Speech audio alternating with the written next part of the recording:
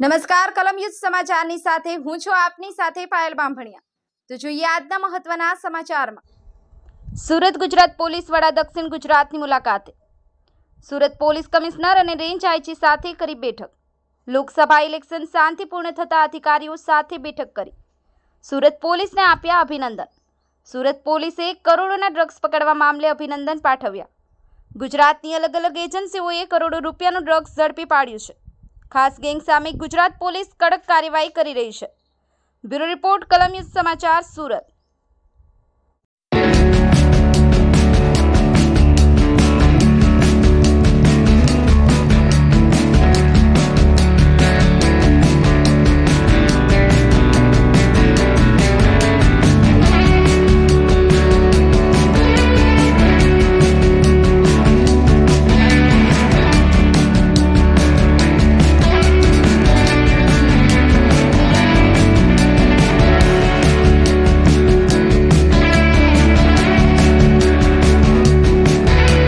આપણે જાણીએ છીએ કે આ ડ્રગ્સના જે પ્રોબ્લેમ છે એ કોઈ સુરત શહેરનું પ્રોબ્લેમ નથી કે ગુજરાત રાજ્યનું પ્રોબ્લેમ નથી કે ભારત વર્ષનો પ્રોબ્લેમ નથી।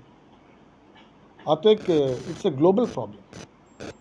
એટલે આ જે લડાઈ છે એ વિશ્વ સ્તરીય લડાઈ છે અને એ લડાઈમાં ગુજરાત પોલીસના દરેક એકમ તરફથી ખૂબ સારી અને પ્રશંસનીય કામગીરી કરવામાં આવી છે। આ તબક્કે મને જણાવતા આનંદ થાય છે કે મોડલ કોડ ઓફ કન્ડક્ટ જ્યારથી ગુજરાત રાજ્યમાં આવ્યું લોકસભા ચૂંટણી અનુસંધાને, ત્યારથી ગુજરાત પોલીસના અલગ અલગ એકમો તરફથી ખૂબ સારા એવા કેસીસ કરવામાં આવ્યા છે। 1000 કરોડથી વધુ પણ ડ્રગ્સ પકડવામાં આવ્યું છે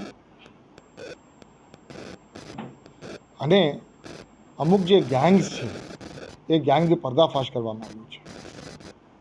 એ જ